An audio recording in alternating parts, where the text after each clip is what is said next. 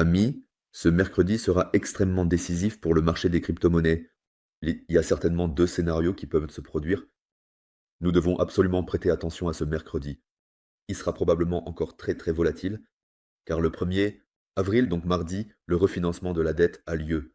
Et c'est plutôt bien que cela ait lieu le 1er avril, car le 2 avril, donc mercredi, ces tarifs douaniers entreront enfin en vigueur aux États-Unis.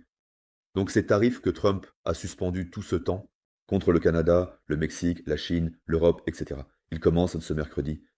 Et ces tarifs provoquent actuellement vraiment de la peur et ont créé une véritable incertitude sur les marchés. C'est donc actuellement le plus grand risque. On ne sait pas vraiment ce qui se passe ici. Cette administration Trump est inexplicable. Elle est un peu imprévisible. Et en conséquence, beaucoup de gens préfèrent rester en retrait, attendre et observer la situation. Mais il y a maintenant deux scénarios. D'une part, nous avons vu que nous avons de nouveau obtenu une haute liquidité mondiale. Et la corrélation entre le Bitcoin et la liquidité mondiale est énorme. Cela signifie que nous pourrions soit commencer à augmenter fortement dès mercredi si les tarifs sont moins élevés que prévu, alors nous augmenterons fortement dès mercredi. Si toutefois ils sont plus élevés que prévu, alors nous ne monterons probablement qu'en mai, car selon la liquidité mondiale, nous devons de toute façon monter. Nous avons ici de l'argent frais et nous devrions monter de toute façon. Mais bien sûr, beaucoup dépend encore de Donald Trump. Ce qui sera décidé concernant les tarifs aura évidemment un grand impact ici. Cependant, il a été divulgué chez Bloomberg que Trump souhaiterait probablement imposer des tarifs plus modérés. Et cela plaiderait pour le premier scénario, selon lequel nous pourrions probablement commencer à augmenter raisonnablement dès la semaine prochaine. Parce que, comme je l'ai dit, des tarifs plus faibles, un meilleur sentiment de marché, une liquidité globale, beaucoup de choses se rejoignent, et alors tout cela apparaît de nouveau de manière plus positive. Donc, ce mercredi est extrêmement décisif, que les tarifs soient appliqués tels quels, de manière plus sévère ou plus modérée. Je tends également à penser qu'ils seront appliqués de manière plus modérée, car on voulait simplement rendre ce refinancement moins coûteux. Et c'est pourquoi il est également très bien que le refinancement ait lieu un jour avant, car alors vous pouvez annoncer le lendemain que les tarifs ne sont finalement pas si sévères. Et alors tout s'aligne de nouveau. Ce qui est aussi impressionnant, ici en vert, nous voyons le bull run de 2017 et les tarifs. Et à l'époque, Trump avait également imposé des tarifs. Les tarifs ont pris fin vers la mi-mars, fin mars, donc presque à la même période. C'est juste décalé de quelques semaines pour nous. Mais nous avons également commencé à monter à partir de la mi-mars. Comme je l'ai dit, en termes de temps et de données, cela correspond parfaitement. Cela ressemble simplement à ce qui se passe maintenant, exactement comme en 2017, lorsque Trump était déjà président. Car ce que je pense ici, à cause de ce refinancement à partir du 1er en avril, nous verrons également un assouplissement quantitatif. Car d'une part, ils ont besoin à partir du 1er avril d'argent frais pour payer les dettes, c'est pourquoi ils imprimeront déjà de l'argent.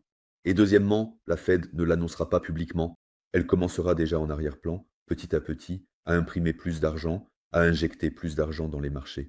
Car s'ils l'annonçaient du jour au lendemain, nous verrions ici une hausse immédiate, et ainsi de suite. C'est pourquoi tout cela reste un peu caché sous le tapis, mais en arrière-plan, ils commenceront probablement dès le 1er avril, donc à partir de mardi, à imprimer de l'argent, car rien qu'en avril, des obligations d'État d'une valeur de 70 milliards de dollars arrivent à échéance.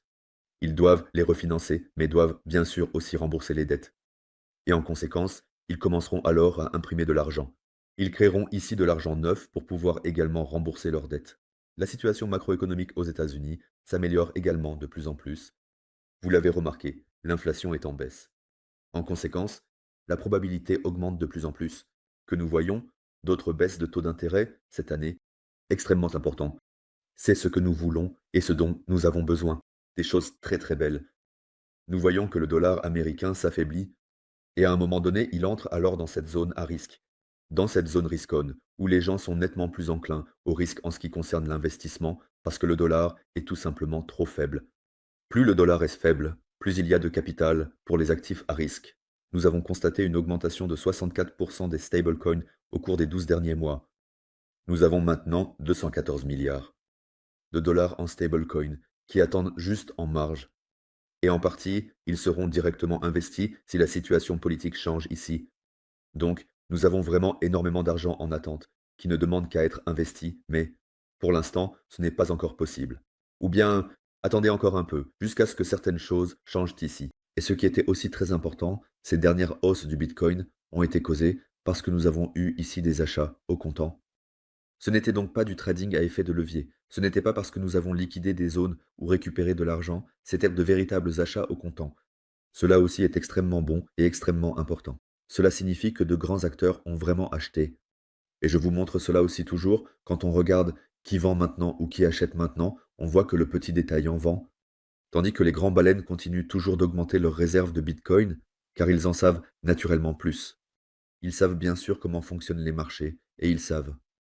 À long terme, nous sommes encore beaucoup trop bon marché avec les altcoins, mais bien sûr aussi avec le Bitcoin.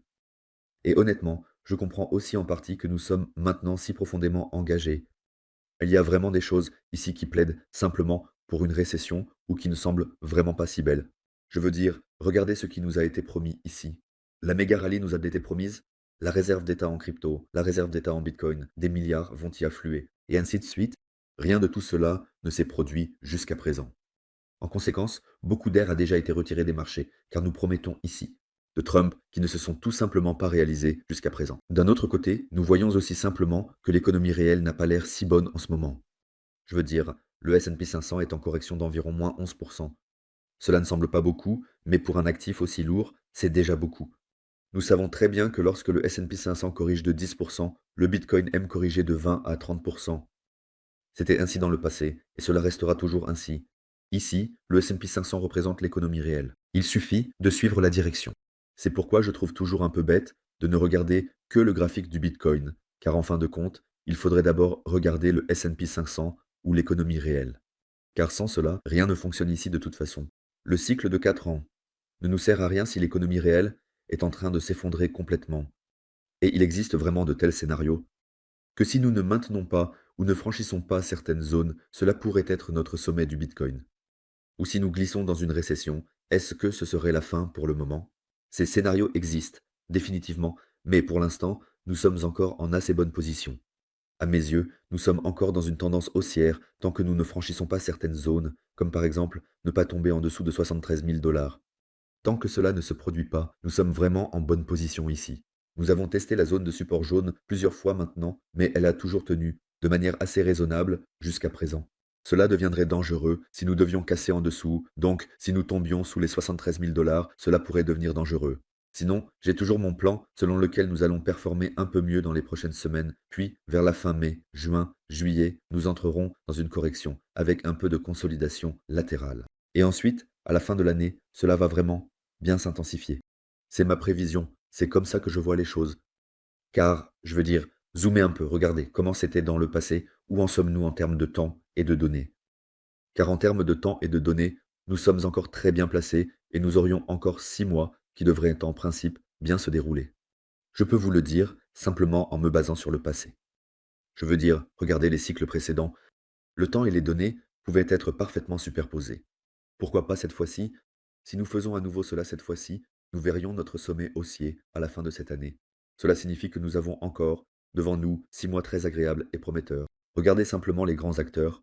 Les ETF Bitcoin détiennent désormais près de 5% de l'offre de Bitcoin. Ils sont maintenant vraiment grands, investis ici. Et bien sûr, nous avons également vu quelques achats de baisse ces dernières semaines, mais proportionnellement, les achats de baisse n'étaient pas. Qui sait à quel point sauvages ces bitcoins sont toujours détenus ici? Michael Saylor détient également plus de 500 000 bitcoins. Ce sont les grands acteurs qui ne vendent pas actuellement. Ils conservent car ils s'attendent à de meilleurs temps. Et ce sont justement ces acteurs qui dirigent le jeu ici, qui en savent déjà un peu plus que nous. C'est pourquoi il faudrait peut-être les observer et considérer le tout en fonction du temps et des données. Et là, nous sommes vraiment encore assez bien placés. Je pense simplement que le plus important est d'éliminer d'abord cette incertitude dans l'économie réelle. Et une fois que nous aurons fait cela, nous pourrons également continuer à anticiper de meilleurs cours pour le Bitcoin. À ce stade, j'espère que cela vous a plu jusqu'à présent. Et merci beaucoup d'avoir regardé et à la prochaine fois.